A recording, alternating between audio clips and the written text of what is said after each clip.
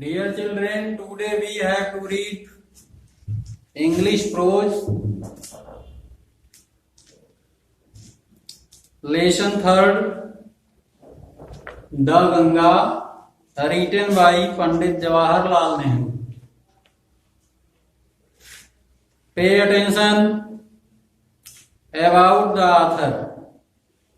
लेखक के बारे में आप सुने. Pandit Jawaharlal Nehru, the first prime minister of India, was the true builder of modern India. Bharat के प्रथम प्रधानमंत्री पंडित जवाहरलाल नेहरू आधुनिक भारत के सच्चे निर्माता थे. He was also a well known writer. वह एक सुविख्यात लेखक भी थे. His famous books are The Discovery of India, Glimpses of the World, History and Autobiography. उनकी प्रसिद्ध पुस्तकें the discovery of India, glimpses of the world history और autobiography हैं. He was a man of international repute. वह अंतरराष्ट्रीय ख्याति प्राप्त व्यक्ति थे. अबाउट द लेसन, पाठ के बारे में ध्यान से सुने. The Ganga is an extract from the last will and testament of Pandit Jawaharlal Nehru. Ganga पाठ पंडित जवाहरलाल नेहरू के अंतिम वसीयत का एक छोटा सा भाग है.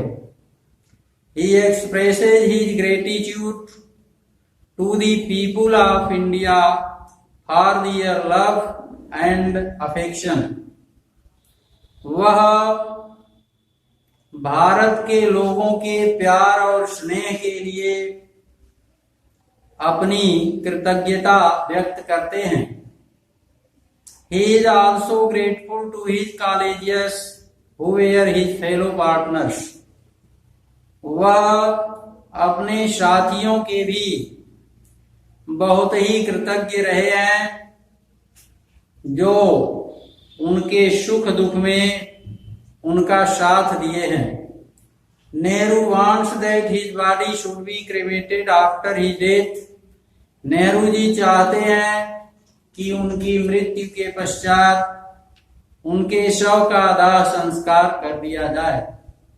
He wishes that a handful of his ashes be immersed in the Ganga and the major portion of them be scattered over the field.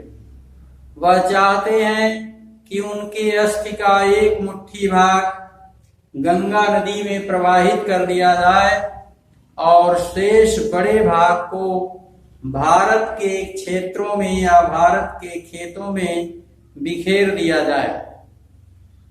I have received so much love and affection from the Indian people that nothing that I do can repay even a small fraction of it, and indeed there can be no repayment of so precious a thing as affection.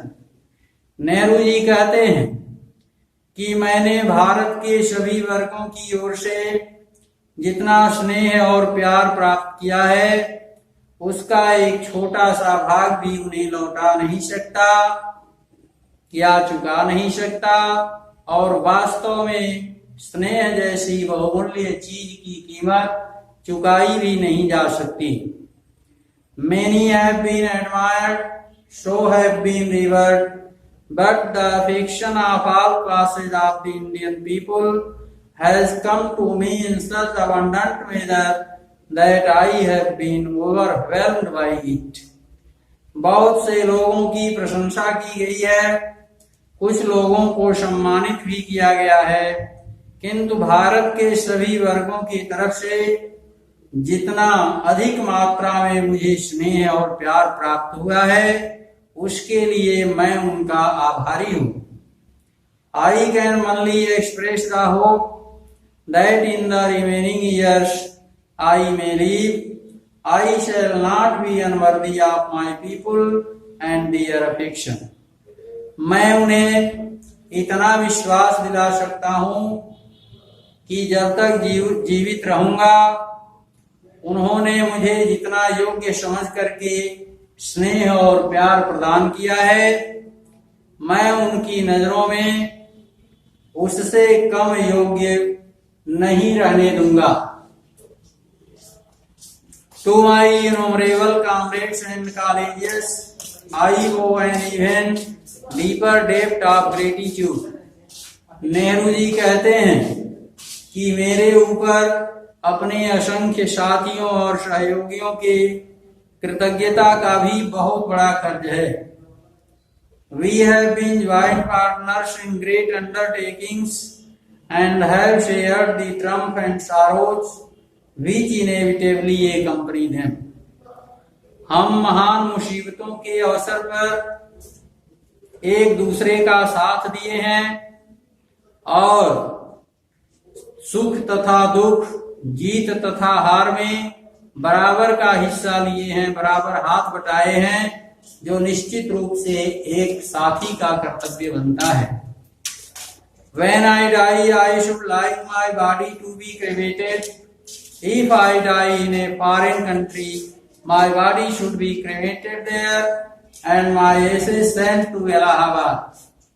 Nehru ji कहते हैं कि जब मैं मर जाऊं तो मेरे शव का दाह संस्कार कर दिया जाए। यदि मैं विदेश में मरता हूं तो मेरे शव का दाह संस्कार वहीं कर दिया जाए और मेरी अस्थियों को इलाहाबाद भेज दिया जाए। A small handful of these ashes should be thrown in the Ganga and the major portion of them disposed of in the manner indicated below. उस अस्थि का एक मुट्ठी भाग गंगा नदी में प्रवाहित कर दिया जाए और उसके शेष बड़े भाग को नीचे बताए गए ढंग से खर्च किया जाए। No part of these ashes should be retained or preserved. इस अस्थि का कोई भी भाग बचाया न जाए या सुरक्षित न रखा जाए। My desire to have a handful of my ashes thrown in the Ganga at Allahabad has no religious significance so far as I am concerned. Nehru ji कहते हैं, जहां तक अपनी अस्थि का एक मुट्ठी भाग गंगा नदी में प्रवाहित करने के लिए मैं कहता हूं, इसके पीछे कोई धार्मिक महत्ता नहीं है या किसी धार्मिक महत्ता की वजह से मैं अपने अस्थि का एक मुट्ठी भाग गंगा नदी में प्रवाहित करने के लिए नहीं कहता। जहां तक यह गंगा नदी में प्रवाहित करने की बात है, उसका कारण ये है कि मैं इससे संबंधित हूं या मेरा इससे संबंध रहा है। I have no religious sentiment in the matter. इस मामले में मेरी कोई धार्मिक भावना भी नहीं है। I have been attached to the Ganga and the Jamna rivers in Allahabad ever since my childhood. मैं बचपन से ही इलाहाबाद में बहने वाली गंगा और जमुना नदियों से जुड़ा हुआ हूँ। And as I have grown older, this attachment has also grown. और जैसे जैसे मैं बड़ा होता गया हूँ, उनसे मेरा यह संबंध भी बढ़ता गया है। I have watched their varying moods as the seasons changed. मैंने ऋतु परिवर्तन के समय इनकी अलग अलग दशाओं को देखा है।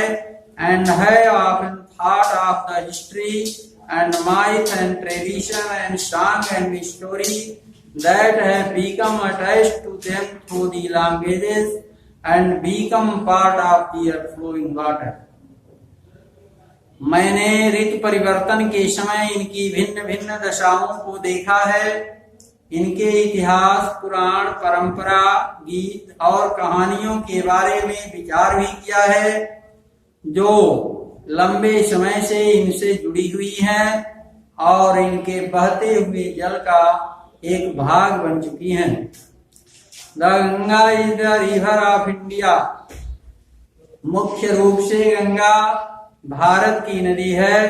बिलवेड ऑफ हर पीपुल, यहाँ के लोगों की प्रिय नदी है। Around which are intertwined her racial memories, her hopes and fears, her songs of triumph, her victories and her defeats, जिसमें उनके जातीय संस्मरण, उनकी आशाएं और भय, उनकी विजय की गीत, जीत तथा हार गुथी हुई हैं। She has been a symbol of India's age-long culture and civilization. वह भारतीय संस्कृति और सभ्यता की प्रतीक रही है। Ever changing, ever flowing and yet ever the same Ganga, जो निरंतर परिवर्तित होती रहती है, निरंतर बहती रहती है, फिर भी वह गंगा नदी एक जैसी ही दिखाई देती है। She reminds me of the snow-covered peaks and deep valleys of the Himalayas. वह मुझे हिमालय की बर्फ से ढकी हुई चोटियों और गहरी घाटियों की याद दिलाती है। Which I have loved so much, and of the rich and vast plains below, where my life and work have been cast. जिनसे मैंने बहुत स्नेह किया है और जिसके विशाल तथा समृद्धशाली मैदान में मेरा जीवन तथा कार्य संपन्न हुआ है।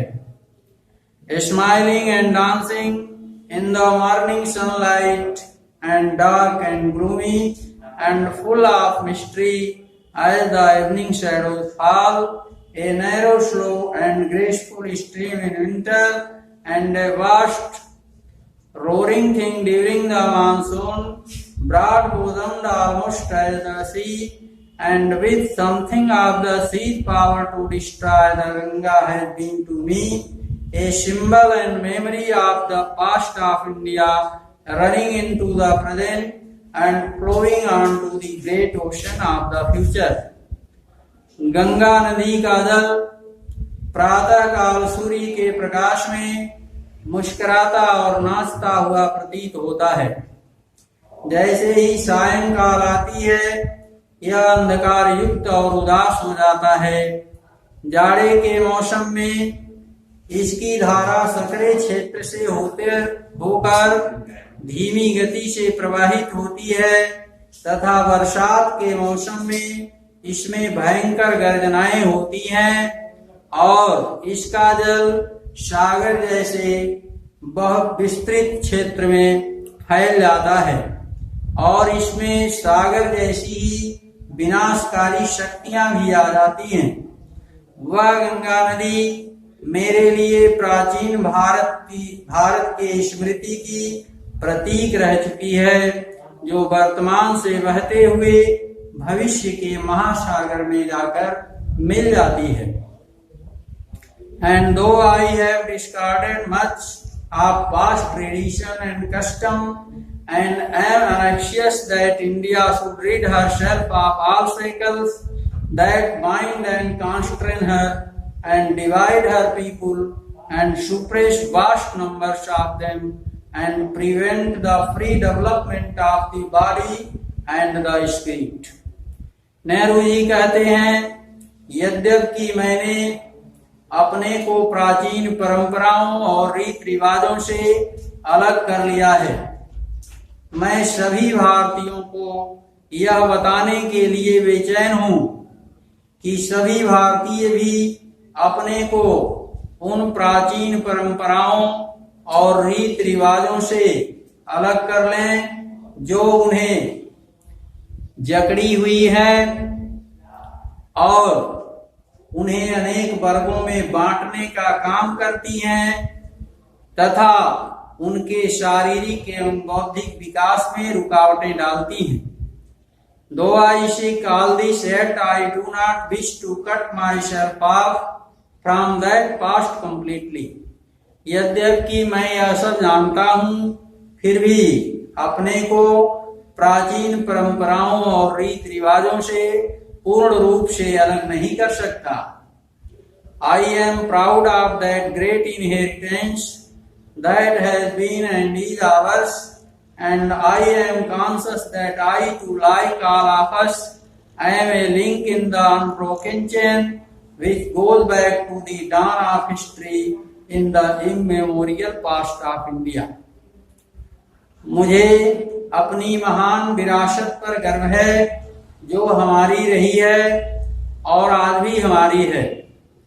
मैं यह सभी लोगों को बता देना चाहता हूं कि मेरे ही तरह से सभी भारतीय उस कभी न टूटने वाली जंजीर की कड़ी के समान हैं जो प्राचीन भारत के अविस्मरणीय इतिहास के अभ्युदय से जुड़ी हुई है।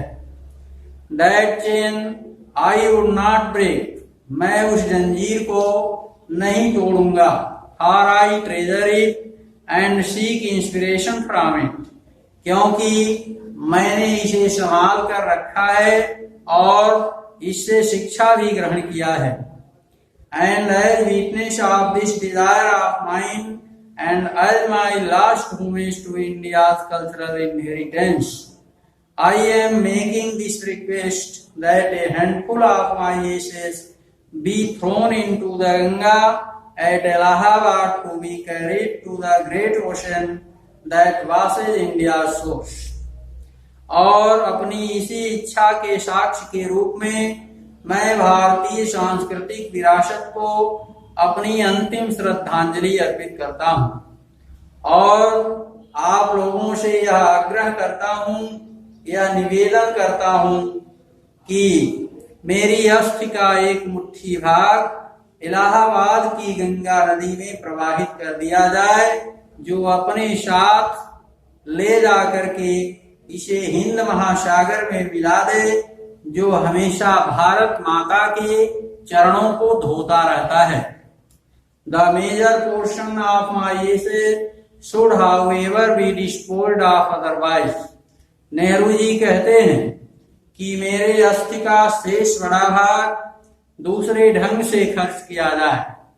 I want these to be carried high up into the air in an aeroplane and scattered from that height over the fields where the peasants of India toil, so that they might mingle with the dust and soil of India and become an indistinguishable part of India.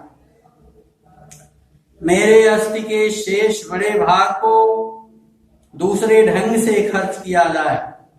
मैं चाहता हूं कि इसे हवाई जहाज से ऊपर ले जाया जाए और वहां से भारत के उन खेतों में, उन मैदानों में बिखेर दिया जाए जहां भारतीय किसान कठोर परिश्रम करते हैं, ताकि वे वहां की धूल और मिट्टी में मिल सकें और प्राचीन भारत का एक अभिन्न अंग बन सकें।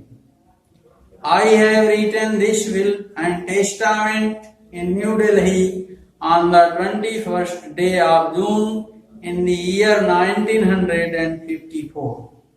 मैंने यह वसीयत नई दिल्ली में 21 जून सन 1954 को लिखी है। तो प्रिय छात्रों, आज प्रोज का लेसन 3 समाप्त हुआ। आप लोग इसकी अच्छी तैयारी कर लेंगे। इसके बाद हम फिर आपसे नेक्स्ट वीडियो में मिलेंगे। धन्यवाद।